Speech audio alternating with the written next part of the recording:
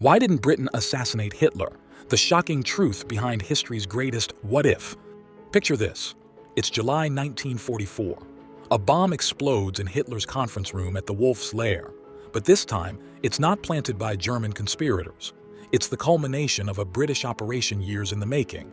The Führer is dead, the war ends, and 6 million lives are saved. This alternate reality seems so obvious, so achievable, that it haunts historians to this day. So why didn't it happen? The answer will shock you and reveal the cold, calculating logic that governed Britain's darkest hour.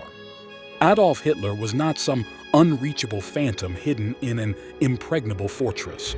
For years, British intelligence tracked his movements with startling precision. They knew his routines, his favorite restaurants in Munich, his weekend retreats. The Special Operations Executive, SOE, Britain's wartime Ministry of Ungentlemanly Warfare, had assassinated Nazi officials across occupied Europe. Their agents had blown up bridges, sabotaged factories, and eliminated high-value targets with ruthless efficiency. So why not Hitler? The first clue lies in a classified memo from 1941, buried in the archives of MI6 for decades. The document, written by a senior intelligence officer whose name remains redacted, contains a chilling assessment. The removal of Hitler at this juncture would be catastrophic to Allied interests. Wait, catastrophic? How could killing history's greatest monster be anything but beneficial? Here's where the story takes its first sinister turn. By 1942, British intelligence had reached a terrifying conclusion.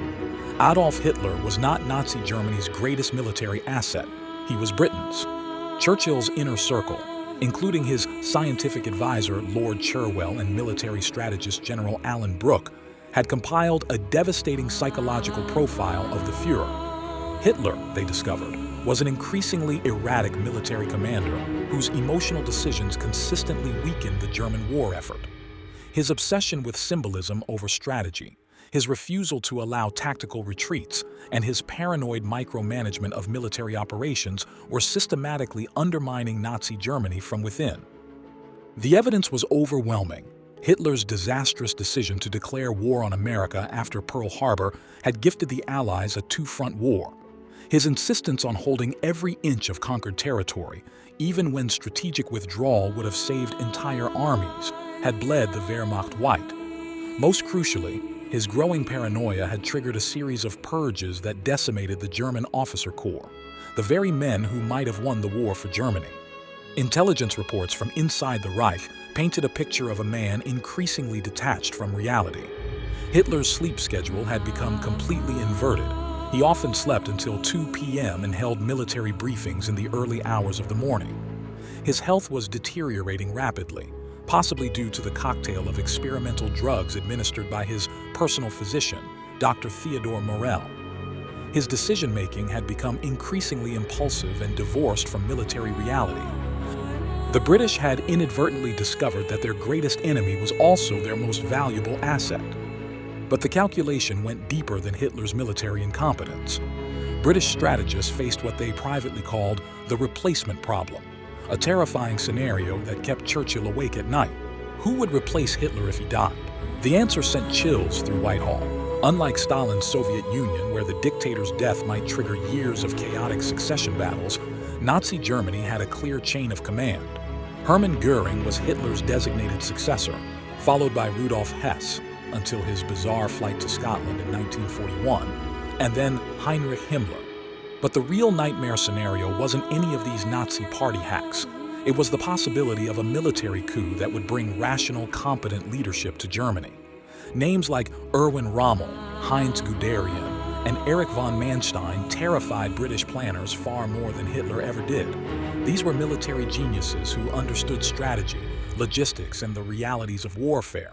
A Germany led by its best generals, freed from Hitler's meddling, might have consolidated its Eastern Front, withdrawn to defensible positions, and focused its resources on developing the revolutionary weapons already on German drawing boards: jet aircraft, ballistic missiles, and potentially even nuclear weapons. The British had run war games modeling various post-Hitler scenarios. The results were classified at the highest levels, but leaked fragments suggest they were unanimous. Germany without Hitler might have been impossible to defeat. The story takes another dramatic turn in the summer of 1943, when British intelligence received what may have been the most important intelligence of the entire war, information that would seal Hitler's fate and doom millions. An encrypted message from a source inside the German High Command revealed that a significant faction of Wehrmacht officers were planning their own assassination attempt against Hitler. The conspiracy included some of Germany's most respected military leaders, men who could have provided the competent leadership that Britain feared most. This intelligence reached Churchill's desk on a Tuesday morning in August 1943.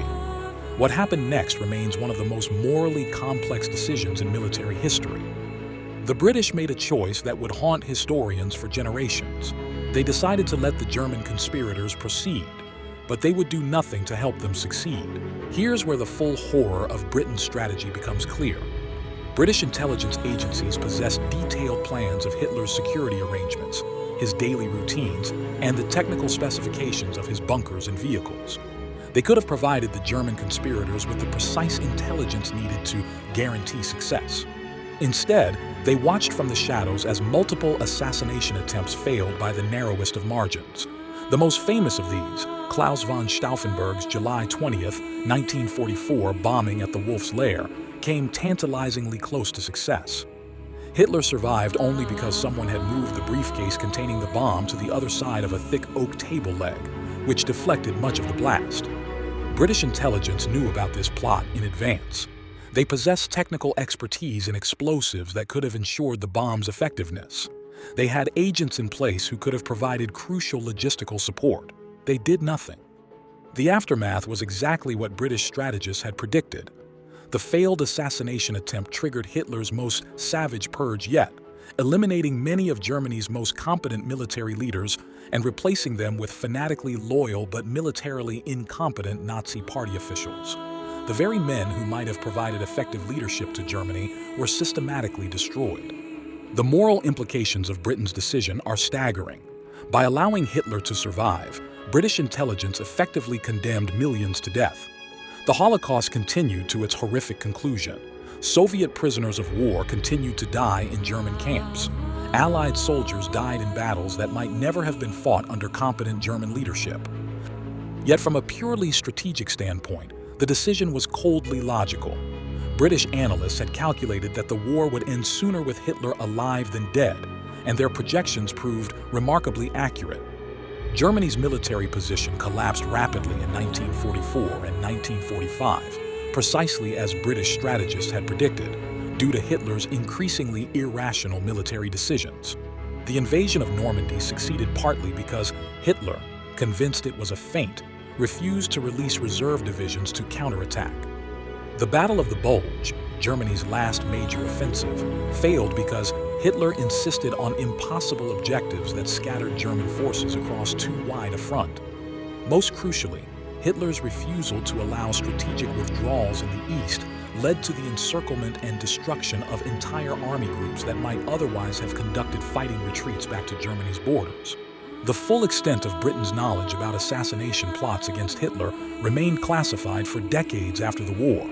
Winston Churchill took many secrets to his grave, but fragments of evidence suggest that the decision not to kill Hitler was made at the very highest levels of British government and was considered so sensitive that it was never committed to paper in its entirety. What we do know comes from scattered references in memoirs, decoded intercepts, and the occasional slip in post-war interviews. Hugh Dalton, who headed the SOE, once remarked to a colleague that the greatest service we provided to the war effort was the service we did not provide.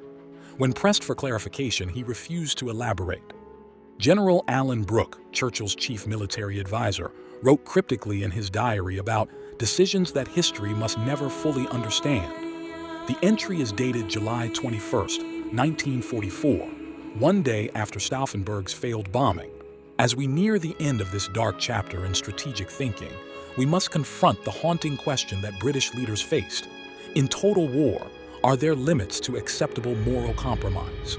The British decision to keep Hitler alive was based on a calculation that his death would prolong the war and ultimately cost more lives than his survival. History suggests they were right. Germany's military position collapsed precisely as they predicted, due to Hitler's increasingly disastrous leadership. But the human cost of this decision is almost impossible to comprehend. Every day Hitler remained alive meant thousands more deaths in concentration camps, on battlefields, and in bombed cities. British leaders made a conscious choice to sacrifice those lives for what they calculated would be a shorter overall war. They may have been strategically correct, but they paid a price in moral compromise that haunted many of them for the rest of their lives. Here's the final shocking revelation that brings this entire story into focus. Recently declassified documents suggest that by late 1943, British intelligence had concluded that the Holocaust was not merely a byproduct of Nazi ideology.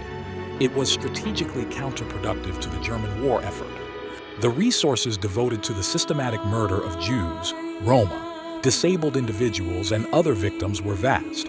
Hundreds of thousands of personnel, critical transportation infrastructure, and industrial capacity that could have been devoted to military production. British analysts had calculated that the Holocaust was actually weakening Germany's ability to wage war. This created a horrifying paradox. Every day Hitler remained alive to continue his genocidal policies was a day that strategically benefited the Allied cause, even as it condemned innocents to death. The British had discovered that evil, taken to its logical extreme, becomes self-defeating. Hitler's greatest crimes were also his greatest strategic blunders. The decision not to assassinate Hitler represents one of the most morally complex strategic choices in human history. British leaders faced an impossible calculation: act according to moral imperatives and potentially prolong a war that was killing millions, or allow evil to continue in service of a quicker victory that would ultimately save more lives. They chose the latter, and they were probably right. But the weight of that choice, the knowledge that they possessed the power to end one of history's greatest monsters and chose not to use it, haunted British leadership for generations. Today, as we face our own complex moral and strategic challenges, the story of why Britain didn't kill Hitler serves as a sobering reminder that in the darkest moments of history, the right choice is not always the good choice. Sometimes the greatest victories require the most terrible compromises. And sometimes the most effective strategy is to let evil destroy itself.